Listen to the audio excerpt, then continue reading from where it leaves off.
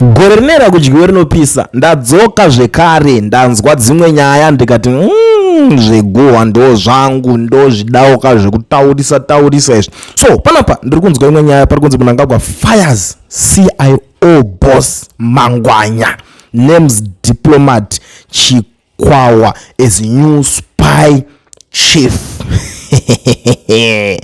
Basa rako ratopera iwe. Aiwa, chandinogara ndichidzidzisa vanhu vakawanda ndechekuti ukaona wapinda basa chasara kupera kwaro. Nai, zvawaizoita uri pabasa ipapo, it's up to you. Zvinenge zvazvo musoro wako. Iwo kungozoti kungoshandiswa paunoonekwa kunzi uyu ane ability kacho karipo, ane ability kacho 1 2 3 achingodaro but zvikangopera zvakadaro game over. Game over.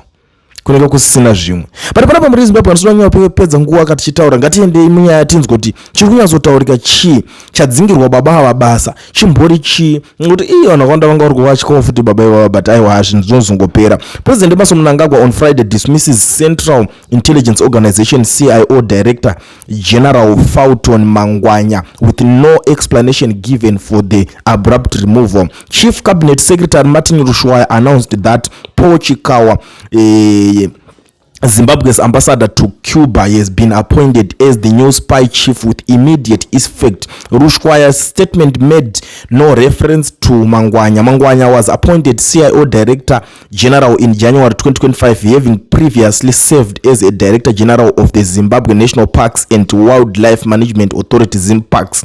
His dismissal comes amid a probe by the Zimbabwe Anti-Corruption Commission (ZAC) into a 6.8 million construction project linked to the CIO. Investigations have conducted raids at the National Social Security Authority (NASA) terrestrial holdings, the CIO investments arm, and at least 2 financial services companies. NASA released 4.5 million for the Belgravia double-story commercial building through Stabek Bank into the account of Chigama Architectural Service and Project Management. Investors are examining claims that some funds were subsequently diverted to an asset management company and a money transfer firm for high interest arrangements that allegedly benefited insiders. The project predated Mangwanya's appointment through some payments were made during his tenure. In October last year, Mangwanya was reported to have been swindled more than 1.5 million by scammers posing as the gold dealer Scott Sakupkanya. The CIO later briefed that the incident was part of covert operation to trap the scammers who were allegedly targeting high-profile people. The dismissal also comes as Mnangagwa 83 is pushing through controversial constitutional amendments that would extend his second and final term by 2 years from 2028 to 2030 and replace the direct presidential election with a parliamentary vote. Mnangagwa's critics say the amendments are designed to stop Vice President Constantino Chiwenga from succeeding him in the event of his death or incapacitation in office, with MPs instead voting to choose his successor likely to come down to candidates' financial muscle. Ndo mamirira akaita nyaya dzacho panapa yatinokozeya manaka ndichingoti zvinhu zvese zviri kungotenderera, nyaya dzese dziri kungotenderera, dziri kungotaurika, dziri kuzongodzokera pabill. Anything that is happening right now pabill ndopane nyaya chete. Zvimwe zvese zvitoona kuti atoona kuzoswerera, I think toona kuswerera, ya toona kuswerera tichitaura kuti ninga ari kuzodai, ninga akazodai, ninga zvikazodai, but zvinozongodzokera pabill. Unonzwa kuti chii chiri kuitika pabill.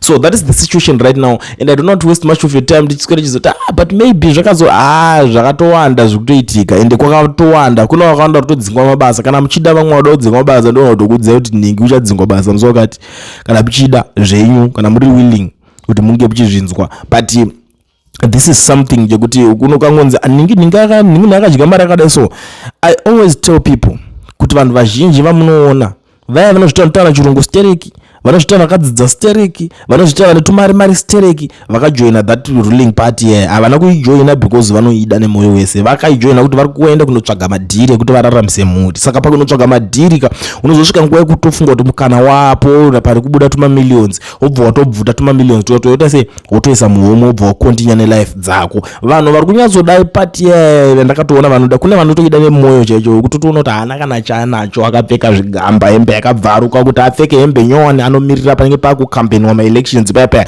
ndopanototengerwa hembe opuwo, and hembe iyoyo yakasimba nerizijira rekuti anorova makora achingopfeka. Unotosvika pakubvaruka futika panouya imwe ningirikini ndopanowana dzimwe nyowani. Vanhu vakadaro variko ndo vanhu vari kudingira but havana kana chavanofa vakadya. It's sad handiti, ndo zvazvingori ameno kuti zvinonyatsofamba sei.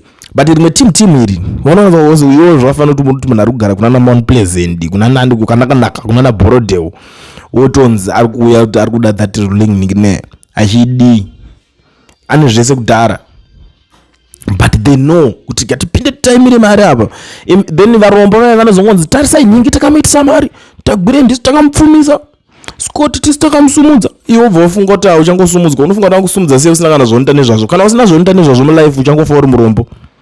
Sorry kana chiri chokwadi chinotirwadzei, but ndo zvazvingori. Kusapota eni ningirikina hembofeka kuitisa mari azviite. Kunoona vanhu totoziva vakawanda vatone ma40 something years varimo, asi vari kutorarama muurombo hunosiririsa. Sorry zvenyu kana chiri chokwadi chinorwadza, asi ndo zvinhu zvacho zvazvingori, ndo maitikira azviri kungoitikawo, ndo chokwadi chacho mafambira chinozongoita. But I don't waste much of your time jesu kana chitaura ka. Tiri kutaiwa mukuru weband adzingwa zvikanziregedza timboisa umwe. Pamaspaya apa pemwe unongosingachagone kunyatsospaya mushe-mushe ka. Wakubata-bata tumwe projects waiskonzi basa rako nderekuita zvakati, wakutobata-bata tumwe kuti motora chakadai so. Obvious unenge nemunhu unenge wakrosana naye mukushanda chibasa cheche chine dambudziko 1. Ukangokrosana nemumwe munhu unongosingaziva anenge akamisa paposition ipapo. Like izve so I feel sorry for that guy where aimbozviti DJ wechakati DJ wati kokoko achataura mazita asi mabva matomuziva. Nanhasi ndakazongonzwa kuti zvakazongodhakwa nenyaya yekuzongotipindawo kuzongonotadza kuziva kuti basa rake ranga akapindira ipapo nderechii. Akutanga kuti ninga akudei, ninga ari kungoda kuzotoitawo president, ninga toda zozvanza uyataura nonsense. Ungabva patidi table yaidi vanhu vakava nepfungwa dzakadhakwa, but kumashure kwesoko angambobvira achita bootlegging. Mutarise munhu iye in the next 5 years akaramba akavharirwa panze izvozvo, uona kuti anoramba ari kwere, anenge atoramwa kutotanga kutoti ndichade izvozvo like what Rutendo is doing right now. Wese anenge angodzingwa ikoko kana ainge zvisingamufambira musha, anotanga kunetsana navo dzatofight. Why? Munhu wese ari kurwira shuga naye unenge uda kuti advance kushuga. Saka ndo masituations aripo. So muri Zimbabwe tangoti tingofanira panapa tingozivisana kuti baba basa razopera. Kana vachinge pade zvimwe zvinenge zvazoitika mondona ndadzoka ndakuudza. But for now ndangoti ndingokufanira panapa ndingokuzivisai kuti basa rababa vaya rapera. Kulian TV team DAT asi vanhu vachishamsika. Kulian TV aichadzika, saka subscribe wozolaika, uchawana zvisapa nachichazosha. Everybody say Kulian.